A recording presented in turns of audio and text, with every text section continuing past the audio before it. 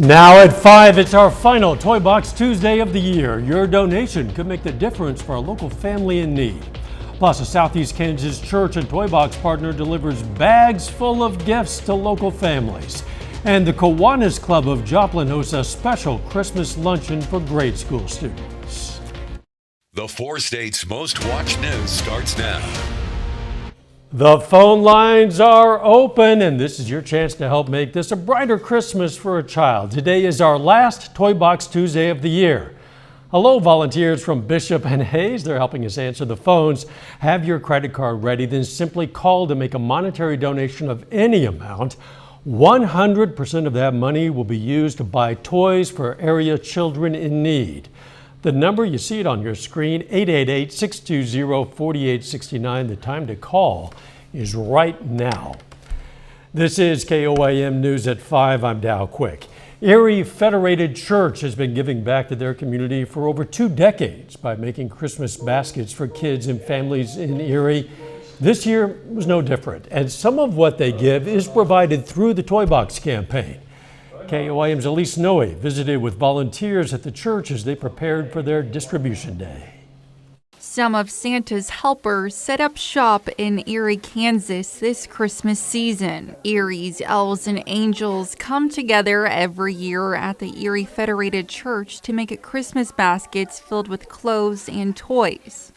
They also help feed families with a food donation for a holiday meal. We have, this year we're serving 75 families. It has been as low as 50 families, as high as 80 or 85 families. The Erie Elves and Angels spend the week before their distribution date shopping for clothing, wrapping toys, and gathering food. Lori Zickenbein has been coordinating this program for 18 years. It's a task that comes with challenges, but also countless uplifting moments. And so have really seen the program grow and meet the needs in the community. The opportunity to reach out to the community. You always assume everybody kind of lives your same lifestyle, and as you reach out into the community and you see some of the challenges that these kids and that these families are facing. Each year, Zickenbein sees the impact it has on not only the families, but to the group of volunteers as well. Often the people who do the shopping, the elves and angels as we call them, who do the shopping and who make the deliveries, often receive more emotionally, spiritually, mentally than the recipients. In Erie, Kansas, Elise Noe, KOAM News. 27 elves and angels helped hand out the Christmas baskets at the church's distribution day this past weekend to help make Christmas brighter for families. Bishop and Hayes isn't only answering phones today for our Toy Box campaign, they also recently went shopping with your previous donations to buy toys. Those toys will soon be distributed among local families in need. Officials say the joy that comes from it is what it's all about. To look forward to Christmas morning, the possibility of getting toys that you want and things that you can play with, and that's one of the things that we want to help do, is we want to help make Christmas a little bit brighter for kids in our local community. Thank you to our volunteers from Bishop and Hayes for supporting our Toy Box campaign. And they weren't the only ones who went on a Toy Box shopping spree.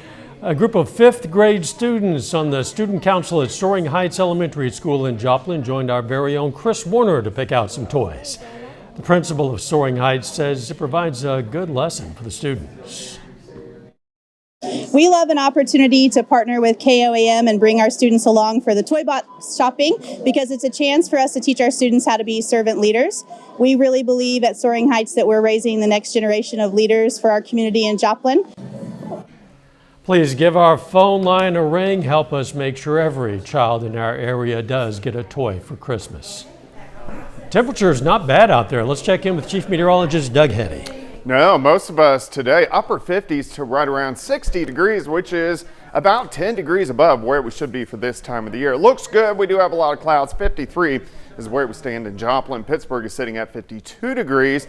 A little bit warmer southern counties, 55 in Grove, 49 in Nevada. We have 46. Iola. Nowata is sitting at about 53 degrees. And at least the winds, they're not too strong. We have a southeasterly wind at about 5 to 10 miles per hour. A lot of clouds. We're going to have a lot of clouds over the next couple days, and this is the leading edge of our next storm system, which will start to affect us toward the weekend. Until then, we're pretty quiet. If you're getting out this evening, doing some shopping, we're going to slide back through the 40s, eventually into the upper 30s. And of course, we're going to look at our next chance for rain here in just a bit. Catch in a few. Thanks, Doug. The Kiwanis Club in Joplin is continuing the tradition of hosting a luncheon for local elementary schools.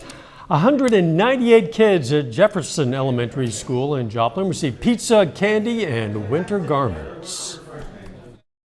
It's joy to the kids in our community. It's really all about the children, and to see the smiles on their faces and to feel that love that they have in the community. That's something that they can take home with them and continue to share and spread that in the season of Christmas. Next Tuesday, the Kiwanis Club will host another luncheon at McKinley Elementary. The employees of a Joplin trucking company today gave back to local charities. For 30 years, CFI has hosted a holiday giving campaign called Truckloads of Treasures. It's a chance for employees to make donations that are given to charities, and this year they raised more than $21,000. CFI has always been about community, and we want to reach out to our community and help the people around us and give back to others who are less fortunate. And our employees are very passionate about it, and we just love helping others. The charities receiving donations include the Salvation Army, Boys and Girls Club, Ronald McDonald House, and the Joplin Humane Society. Still ahead, one family's joy. A family that was told their newborn might not live is now celebrating a very special first birthday. I'm Bradley Blackburn with the life-saving procedure that gave their baby another chance. Plus, new data shows the need to address widespread cardiovascular issues. Those stories next in Health Watch. In the meantime, you can donate to our Toy Box campaign. Some of you are calling, some other phone lines are open. Any amount helps make sure every child in the 4 states has a Merry Christmas. Our volunteers right now are taking your calls for our Toy Box campaign right here in the studio. Just have your credit card ready. Call the number at the bottom of your screen. Your donation can stay local to your county if you so choose. All of the money raised helps us buy toys that'll be handed out to families in need this holiday season, so please give us a call right now. Topping today's Health Watch, new data revealing the urgent need to address cardiovascular health. Cardiovascular disease remains the leading cause of death around the world. The report by the American College of Cardiology found global deaths have increased from 12 million in 1990 to nearly 20 million in 2022.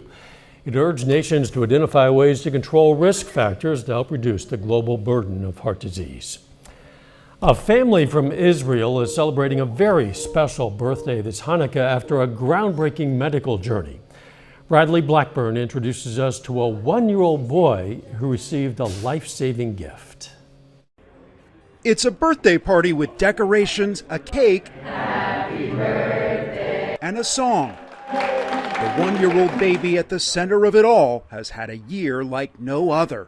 This year was success. Before Nathaniel was born last December, he was diagnosed with a rare heart condition, dilated cardiomyopathy, crippling the function of one side of his heart. Doctors told his parents there was no chance he'd survive. We say that we will do everything, whatever it takes for him to be alive. The family from Israel traveled to New York for his birth, where specialists at NYU Langone knew Nathaniel's life depended on a heart transplant. But he had to live long enough to wait for a donor. We realized that the dangers of using a ventricular assist device in a small child like this are far too great. And so for that reason, we decided to use an innovative approach. Instead of an artificial heart machine, doctors used an innovative hybrid technique to boost his blood flow and buy Nathaniel time. At the time when we performed the procedure, we could find no other institution across the world that had done it. When he was 6 months old, Nathaniel received his new heart, which will now grow with him. He's thriving. His heart is working perfectly. He can live with it for decades to come. Correct. His parents say the change is already remarkable. It's amazing. And they are thankful for the donor family who made it possible. Amazing people. Yeah, they did the bravest decisions that they could have in the hardest moment of their life. Grateful for a new heart and for the medical team who helped Nathaniel reach his first birthday. Oh my goodness. And share the hope for many more to come. Bradley Blackburn, CBS News, New York. The doctors say due to a lack of donor hearts, the chance of an infant dying while waiting for a transplant is up to 20%. That's higher than for any other group of organ patients. And that is a look at today's health news. A little bit later, what the latest inflation report shows about prices at the grocery store. Plus, we continue to see nice temperatures sticking around. What about rain chances? We're going to look at that coming up.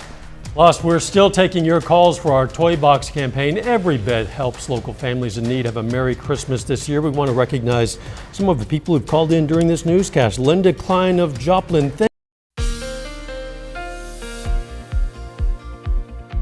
Well, it turned out to be a nice Tuesday for us today. A lot of clouds during the afternoon, but temperature is great. And most of us kind of in that 58 to 60, 61 degree range. And so far December, I know it says November. My brain is lagging about a month, but so far in December, we've had 8 days above normal, 2 right on target, and then we've had 2 days that have been below average. We also need the rain. Of course, none today, but only 1/100th of an inch of rain. That's all we've seen throughout the month of December. We do have some rain chances, which are going to start to sneak in as we get a little bit closer toward the weekend. Looks good right now. Here's a nice shot. Indigo Sky Casino and Resort, of course, Indigo, just outside of Seneca, Missouri. We do have those clouds. We're going to stick with those clouds throughout the overnight hours. 50 in Stockton, 55 in Anderson, Grand Lake 55. We have 51 in Pittsburgh. Chanute is sitting at 52. Overcast skies, but still not bad. Visibility at 10 miles. Northerly winds at about 5 to 10 miles per hour. Through the evening, we're going to slide back through the 50s, 40s. A lot of clouds, eventually into the upper 30s later on tonight. And you can see those clouds thickening up across the region. This is due to our next storm system out to the west. Now, it's going to take its time getting in here, but over the next several days, we are going to be dealing with those mid and upper level clouds. Here's our system, southern parts of the Rockies, upper level energy kind of out towards Salt Lake City and Las Vegas. But here's the problem. We call this a cutoff low. So look where our jet stream is. It's way up into Canada, down through the Great Lakes. So this guy's just kind of spinning out here, and there's nothing to really kick him off toward the east. So he just kind of slowly meanders his way toward us as we go through the next few days. So by Friday, here's our low finally moving in. Showers start to increase, and they stick around all the way through the weekend. So it's going to be cooler and wetter as we go into this weekend. But again, we need the rain, so we will definitely take it. All right, let's go through next 48 hours. A lot of clouds tonight. We back down 37, 38 degrees for an overnight low. As we go through the daytime hours for you tomorrow, mid 50s by noon. Once we get into the afternoon, I think very similar to what we saw today. 58, 59, 60 degrees across the board. Tomorrow night, again, quite a few clouds, partly to mostly cloudy skies, mid 30s again.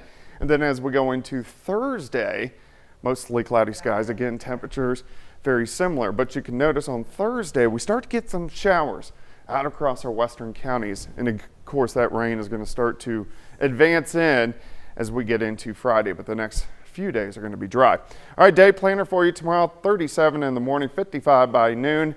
High temp right around 58 degrees as we get into the afternoon hours. 59 on Thursday. Showers increase late Friday, and then those rain chances sticking around all weekend long.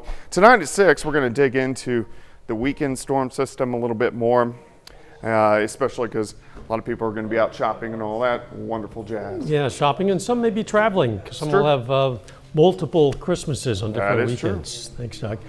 Coming up, a federal jury makes its decision on an antitrust lawsuit between Google and Fortnite maker Epic Games.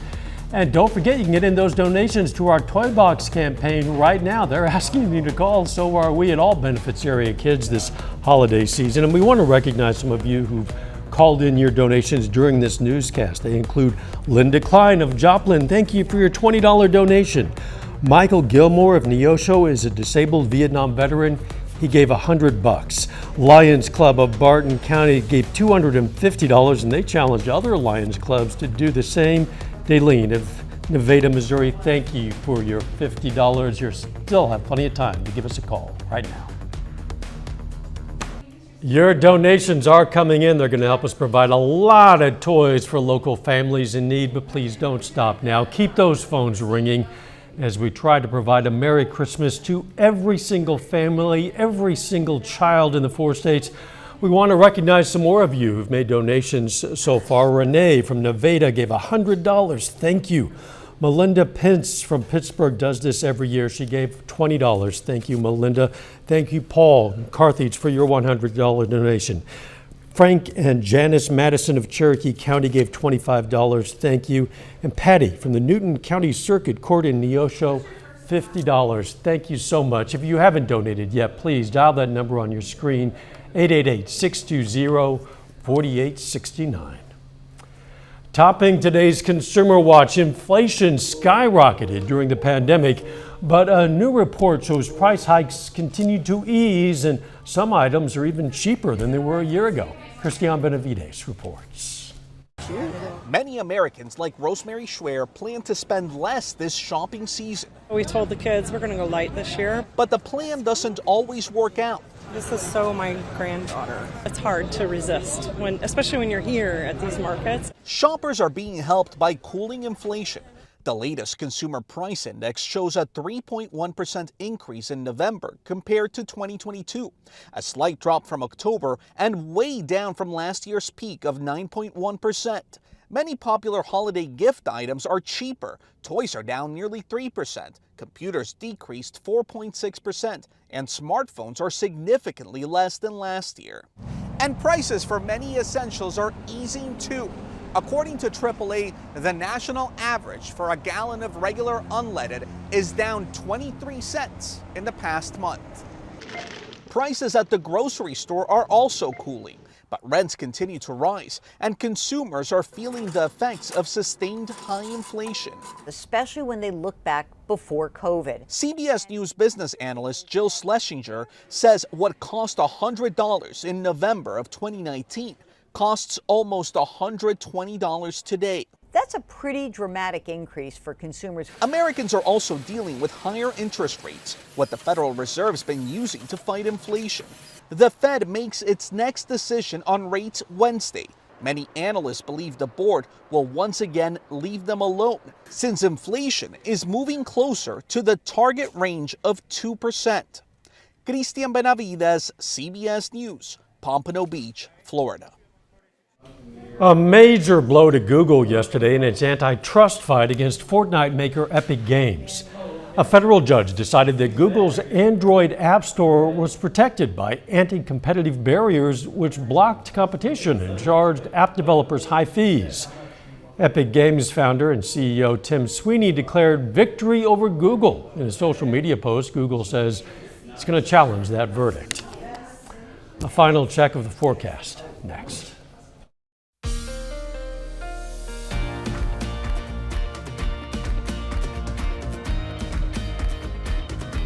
Next on the CBS Evening News, we're going to meet a pilot inspiring a whole new generation to take to the skies.